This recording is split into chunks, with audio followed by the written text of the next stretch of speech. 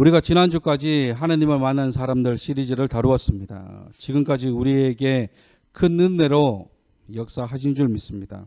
우리가 지난주까지 무려 35주 동안 하나님을 만난 사람들을 살펴보았습니다.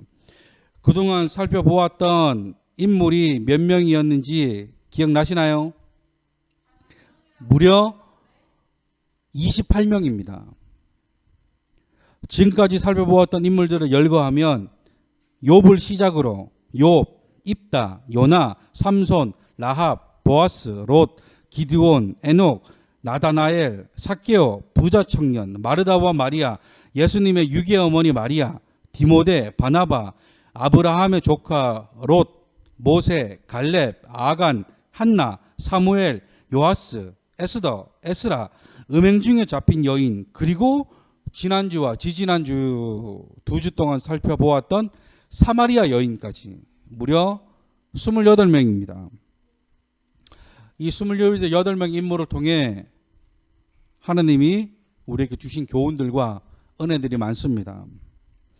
처음 하나님을 만난 사람들 시리즈를 시작할 때는 얼마나 이 시리즈를 이어갈 수 있을까를 참 많이 고민했던 것 같습니다.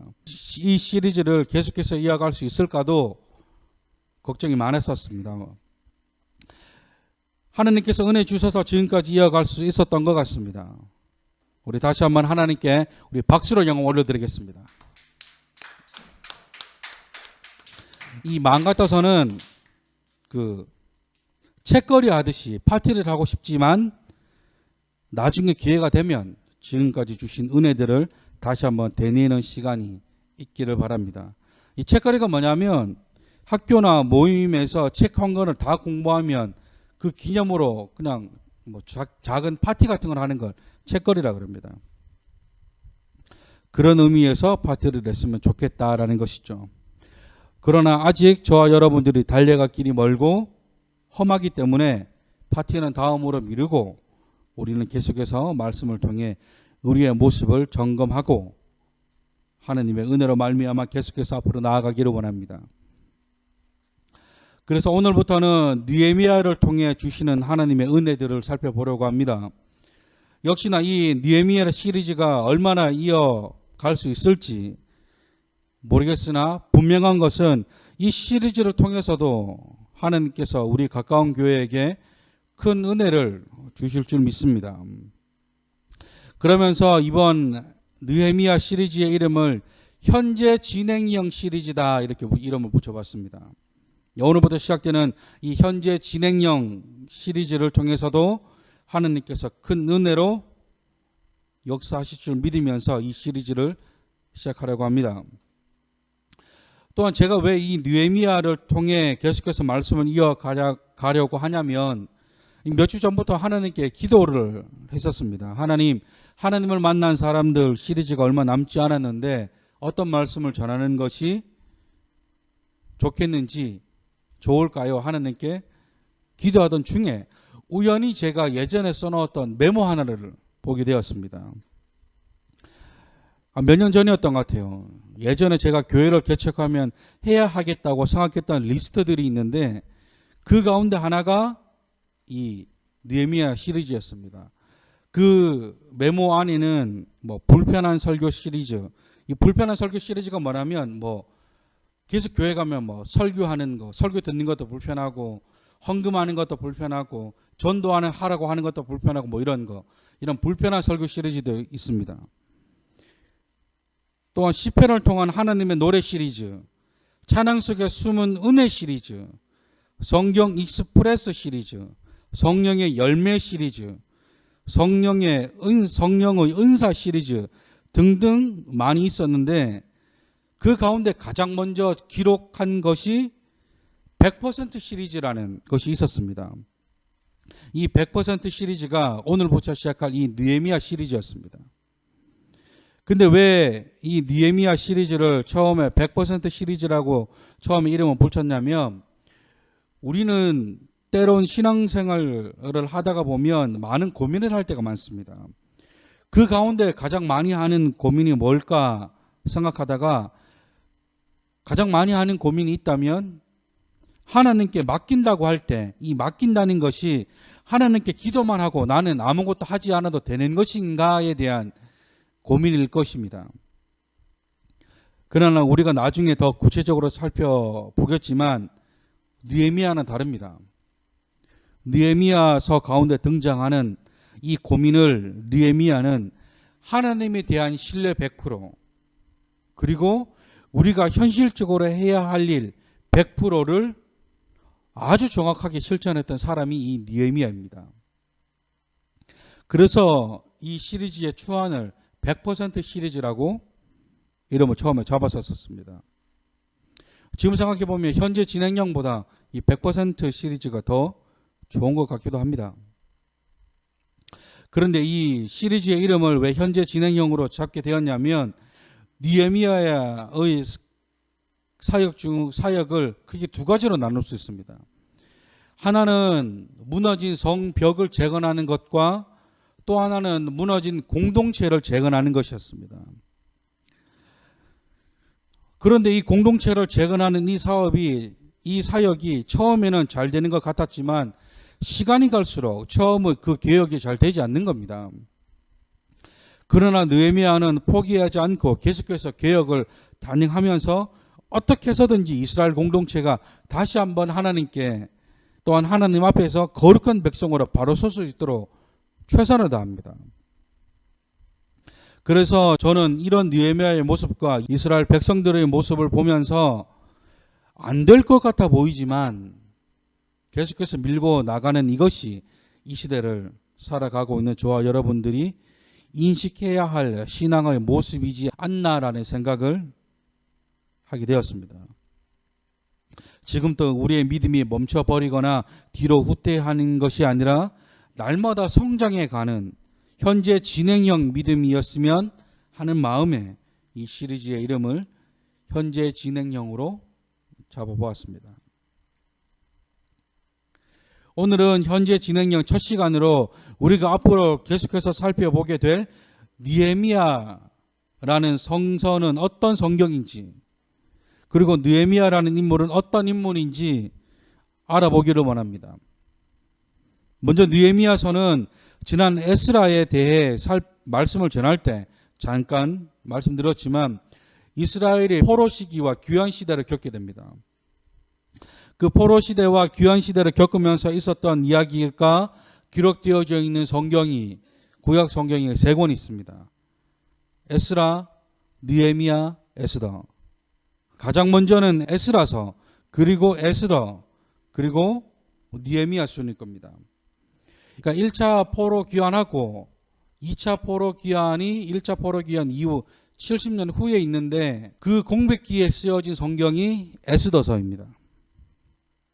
그리고 마지막 3차 포로 귀환이 기록된 성경이 이 느헤미야입니다. 그리고 느헤미야는 크게 두 부분으로 나눌 수 있습니다. 먼저는 느헤미야가 귀환 후 가장 먼저 했던 성벽을 재건하는 말씀이 1장부터 6장까지 기록되어져 있습니다. 그리고 7장에서는 귀환한 사람들의 명단이 기록되어져 있고 8장부터 마지막 장이 13장까지는 이스라엘 공동체가 다시금 하나님 앞에 거룩한 백성으로 세워져 나가는 말씀이 기록되어져 있습니다. 다시 말해 성벽을 재건하는 전반부, 공동체를 재건하려고 하는 후반부로 나눌 수 있다라는 것이죠. 그리고 그 사이에 수많은 방해 세력들이 있습니다. 산발락과 도비야, 게섬이라는 방해 세력들이 대표적인 인물이라 할 수 있겠죠.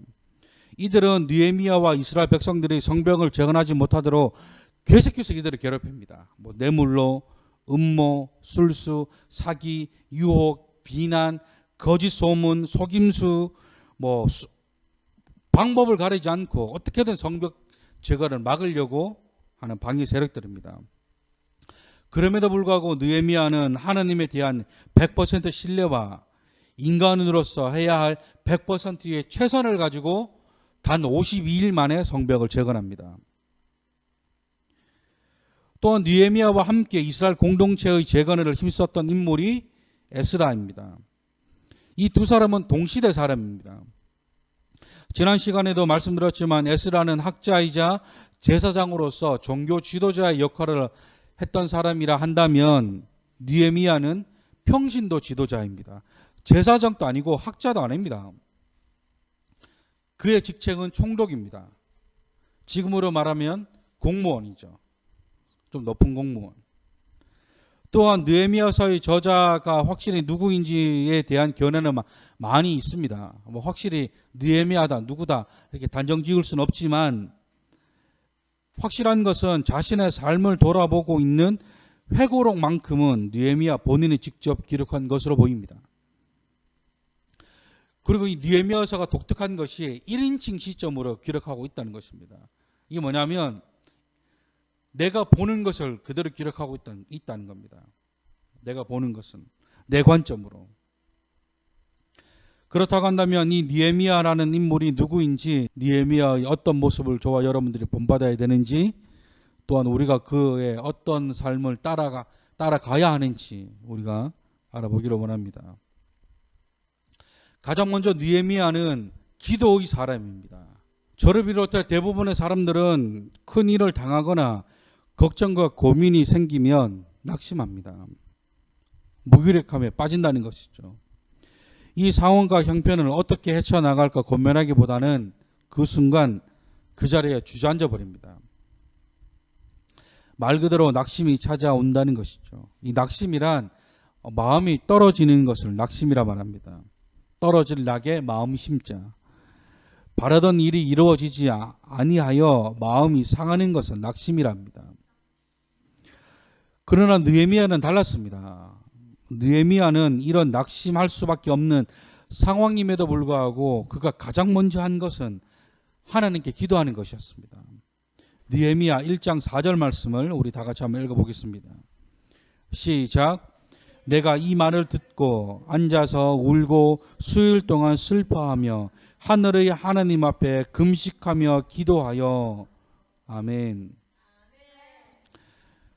그가 듣게 된 이 말이 무엇이냐면 오늘 본문 말씀입니다. 느헤미야의 형제 가운데 하나니가 있는데 그가 다른 사람 몇 명과 함께 유다에서 옵니다. 그리고 느헤미야가 고향의 소식이 너무 궁금해서 그들에게 이것저것 막 묻습니다. 포로로 끌려가지 않고 남아있는 사람들은 잘 지내는지, 예루살렘은 어떤지 궁금하니까 느헤미야가 이 사람들에게 막 묻죠. 그런데 돌아오는 대답은 정말 슬픈 소식이었습니다. 하나니와 다른 사람들이 대답하길 포로로 끌려오지 않았던 사람들은 정말 많은 고생을 하고 있으며 멸시당하고 있고 예루살렘의 성벽은 무너졌고 성으로 들어가는 성문들은 다 불에 탔다라고 말합니다. 이 대답은 그가 듣고 싶었던 대답이 아니었습니다. 또한 듣고 싶지 않았을 대답입니다. 그러나 그는 낙심하지 않고 수일 동안 슬퍼하며 하늘의 하느님 앞에 금식하며 기도했다라고 말합니다. 이뿐만이 아니라 그는 느헤미야서 곳곳에 문제가 생기면 가장 먼저 하나님께 기도하는 모습을 보입니다. 사실 부끄러운 고백이지만 얼마 전까지도 저의 삶도 이런 무기력함에 빠져 있었습니다. 바라는 것이 안 되고 원하던 일들이 하나도 되지 않으면서 큰 낙심에 빠졌었습니다.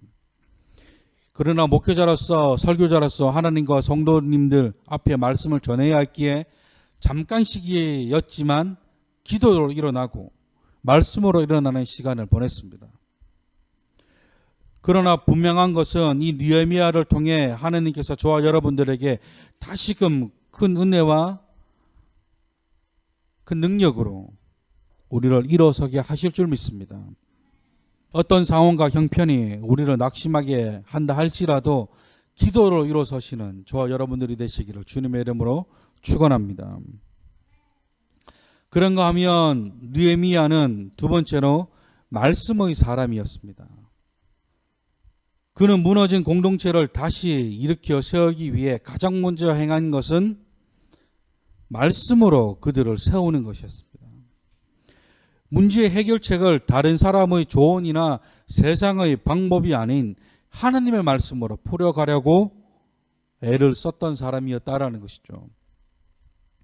앞에서도 말씀드렸던 공동체 재건이 기록된 느헤미야 8장부터 13장까지의 말씀 가운데 가장 먼저인 8장 1절 말씀에 그가 가장 먼저 행한 행동은 학자 에스라에게 부탁하기를 모세의 율법책을 가져다 달라라고 하는 것이었습니다. 그리고 에스라가 그 책을 모든 이스라엘 백성들 앞에서 낭독했습니다. 또한 이 말씀을 받는 이스라엘 백성들도 율법책을 펼 때 다 자리에서 일어나셔서 그 말씀을 받았습니다.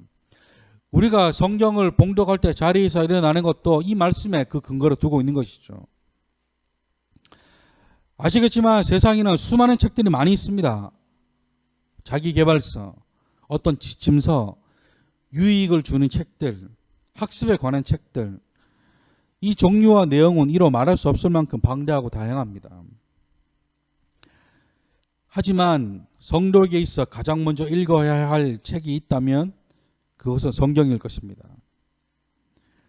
성경을 통해 하나님이 어떤 분이신지 알게 되기도 하지만 성경은 하나님의 감동으로 기록되어졌기 때문에 우리의 문제들도 해결해 줄 만한 능력이 있습니다. 또한 우리의 기초가 하나님의 말씀이라면 우리는 넘어지지 않을 수 있고 흔들리지 않을 수도 있습니다. 제가 아이들을 공부를 봐주다가 보면 한 번씩 화가 날 때가 있습니다. 특히나 수학 공부를 채점할 때 화를 내는데요. 왜냐하면 정말 기본적인 문제를 틀리기 때문입니다. 예를 들어 분명히 이 문제는 더하기 문제인데 이상하게 문제를 제대로 읽어보지 않아서 그런지 더하기 문제를 빼기 문제로 착각하고 문제를 풀 때가 있습니다. 또 어떨 때는 스스로 푼 문제를 정리 없이 풀다 보니까 그 막 노트에 쓰여진 숫자들 가운데 답을 못 찾는 겁니다. 다 풀어놓고 답을 못 찾는 거예요. 또한 나눗셈이나 뺄셈을 할 때 항상 강조하는 것이 있어요. 뭐예요? 줄을 잘 지켜야 된다. 자리수를 잘 지켜야 된다. 그래야 헷갈리지 않을 수 있다. 가끔 이 자리수를 엉망으로 해서 스스로 그 문제를 틀립니다. 가만히 생각해 보면 왜 이런 실수를 할까? 그것은 기초가 부족하기 때문입니다. 모든 운동이나 모든 공부는 이 기초가 가장 중요합니다. 이 기초가 잘 잡혀 있으면 슬럼프가 오거나 문제가 생겨도 금방 다시 일어날 수 있습니다. 그러나 기초가 잘 잡혀 있지 않으면 작은 문제에도 넘어질 수 있습니다. 이처럼 저와 여러분들의 기초는 하나님의 말씀이 되어야 합니다. 하나님의 말씀을 잘 아는 것과 알지 못하는 것은 큰 차이입니다. 제가 항상 여러분들에게 하는 말이 하나가 있죠. 뭡니까? 아는 만큼 보인다. 우리가 하나님을 발견하지 못하는 건 하나님을 모르기 때문입니다. 설교가 잘 들어지지 않는 건 말씀을 몰라서 그런 거 있을 수도 있습니다. 말씀을 통해 나 자신을 점검하고 말씀을 통해 내 삶의 문제들을 발견하고 말씀을 통해 그 문제들을 해결해 나가는 것이죠. 느헤미야는 말씀의 기초를 중요하게 생각했던 사람입니다. 바라는 것은 저와 여러분들도 문제가 닥쳤거나 믿음이 흔들릴 때 더 말씀을 가까이 하시기를 주님의 이름으로 축원합니다. 문제의 답은 문제 안에 있습니다. 내 삶의 문제도 내 삶 안에 있는 것이죠. 또한 내 삶의 문제 해결의 해답도 내 삶 안에 있습니다. 우리의 삶을 하나님의 말씀으로 훈련되어져야 합니다. 그런가 하면 마지막으로 느헤미야는 희생의 사람이었습니다. 앞에서도 말씀드렸던 그는 기도의 사람이었고 말씀의 사람이었지만 가장 먼저 등장하는 그의 모습은 그는 희생의 사람이었습니다. 원래 느헤미야의 직업은 총독이 아니었습니다. 유다 지역을 총괄하는 감독이 아니었어요. 원래 그의 직업은 왕이 마시는 술을 담당하던 술관원이었습니다. 이 술관원이 뭐냐면 왕이 마시는 술을 관리 감독하는 사람인데 굉장히 높은 직책입니다. 왜냐하면 그 당시에는 수많은 전쟁으로 인해 사방에 있는 그 어떤 사람도 믿을 수 없는 상황이에요. 그런데 그런 사람이 나쁜 마음을 먹고 왕이 마시는 술에 독을 탔다? 그런 일이 빈번하게 일어날 수 있습니다. 그걸 막기 위한 사람이 술관원이에요. 왕이 마시기 전에 먼저 그 술을 마셔보고 누가 왕을 공격하려고 하는 사람이 없는지, 술에 뭘 타려고 하는 사람이 없는지 항상 감시하고, 그렇기 때문에 이 술관원은 아무나 맡길 수 없습니다. 왕과 굉장히 가까운 사람만이 이 술관원 역할을 할 수 있습니다. 왜요? 왕의 목숨이 걸려 있기 때문에. 그래서 그전에는 아무나 올라갈 수 있는 자리가 아니었습니다. 그래서 굉장히 편안하고 안락한 삶을 누리며 살 수 있었던 자리입니다. 그러나 느헤미야는 예루살렘이 폐허가 되었다는 소식을 듣고 그 좋은 직책을 포기하고 예루살렘으로 보내달라고 왕에게 부탁합니다.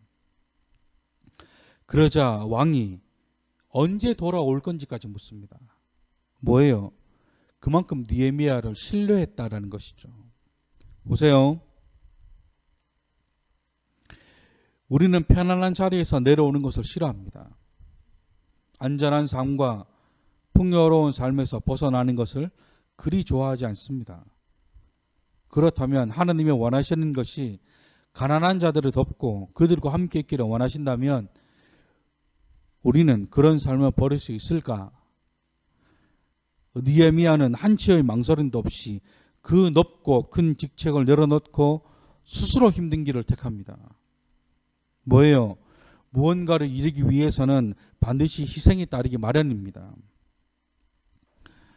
그런데 그 희생이 다른 사람의 희생이 아니라 나의 희생이라면 우리는 더더욱 희생하고 싶지 않습니다. 그러나 느헤미야는 자신이 먼저 희생합니다. 자신이 먼저 고난의 현장으로 달려갑니다.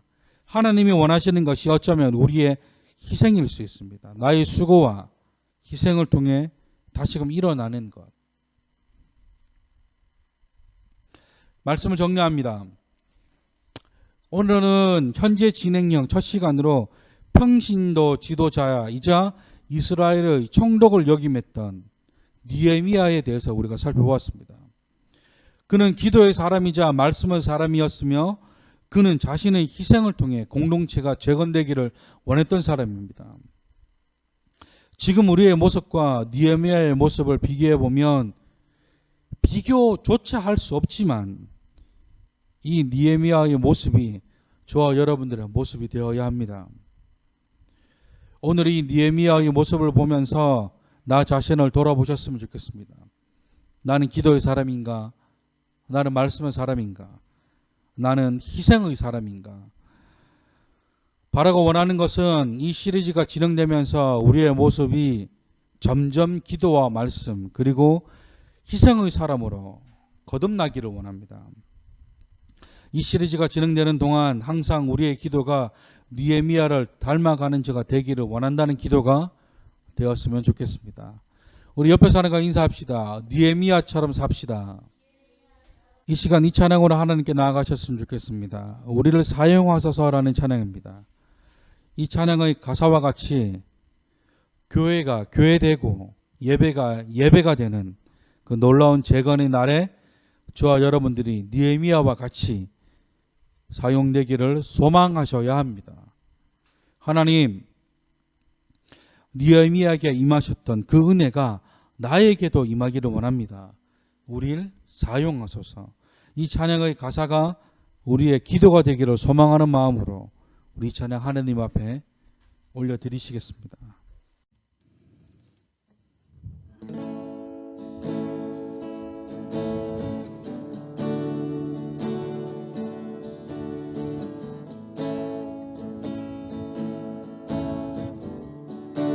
마음을 내 고백합니다.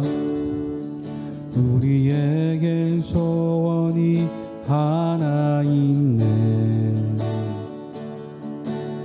주님 다시 오실 그날까지 우리 가슴에 새긴 주의 십자가 사랑 나의 교회를 사랑케 하네.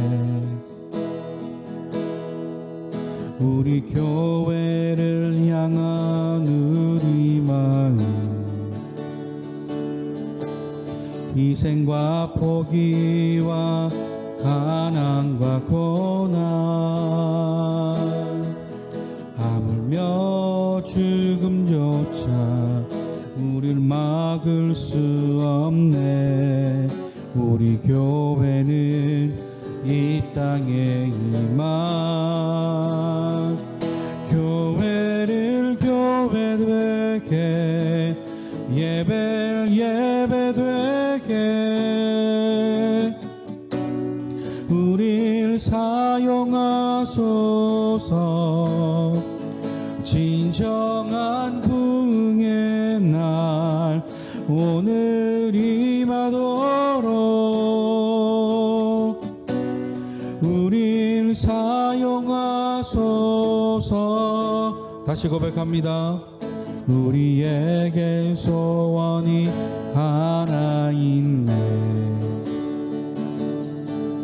주님 다시 오실 그날까지 우리 가슴에 새긴 주의 십자가 사랑 나의 교회를 사랑케 하네. 주의 교회를 향한 우리 마음 희생과 포기와 가난과 고난 하물며 죽음조차 우릴 막을 수 없네. 우리 교회는 이 땅에 임한 교회를 교회 되게 예배를 예배 되게 우릴 사용하소서.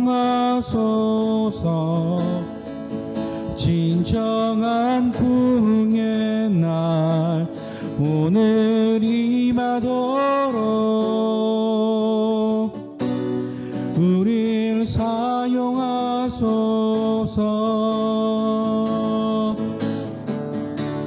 성령 안에 예배하리라.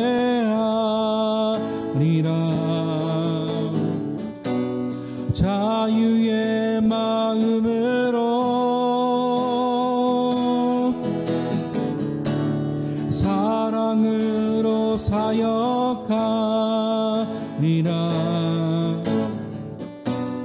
교회는 생명이니 교회를 교회 되게 예배 예배 되게 우리를 사용하소서. 진정한 부흥의 날 오늘 임하도록 우리를 사용하소서. 교회를 교회 되게 예배 예배 되게 우리를 사용하소서. 진정한 부흥의 날 오늘 임하도록 우리를 사용하소서.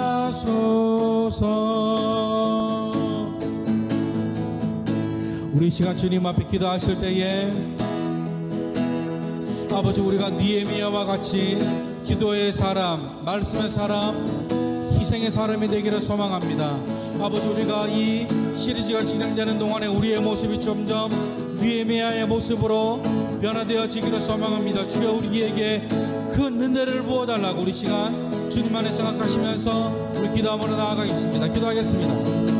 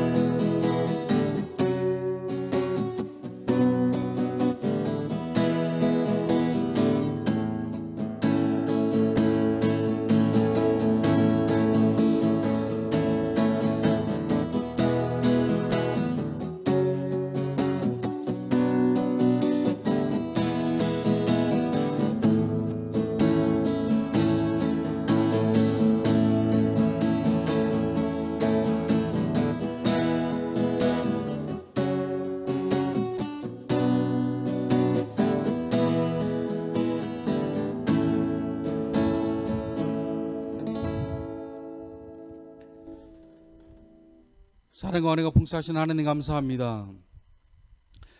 지금까지 하나님을 만난 사람들을 통해 우리에게 큰 은혜를 주셨던 것처럼 아버지 우리가 앞으로 이어지게 될 이 현재 진행형 시리즈를 통해 아버지 우리가 하나님께 큰 은혜를 받기를 소망합니다. 특별히 기도하는 것은 우리의 모습이 점점 느헤미야의 모습이 되기를 소망합니다. 기도로, 말씀으로, 희생으로 그의 사명을 감당했던 그 느헤미야의 모습이 나의 모습이 되게 하여 주시옵소서. 아버지 주의 전에 나올 때 빈손 들고 나오지 않은 손길들이 있습니다. 주님 기억하여 주셔서 놀라운 축복의 열매를 맺을 수 있도록 주여 함께하여 주시옵소서. 이제는 우리 주 예수 그리스도의 무한하신 은혜와 하나님의 한량없는 사랑과 성령님의 감화 감동 내조 교통 역사 충만케 하시는 그 은혜가 기도의 사람으로 말씀의 사람으로 희생의 사람으로 거듭나기를 소망하는 모든 자들 머리 위에 이 시리즈가 진행되는 동안에 우리의 모습이 점점 더 느헤미야의 모습으로 닮아가기를 소망하는 모든 자들 머리 위에 이제로부터 영원토록 함께 하시기를 간절히 축원나옵나이다. 아멘.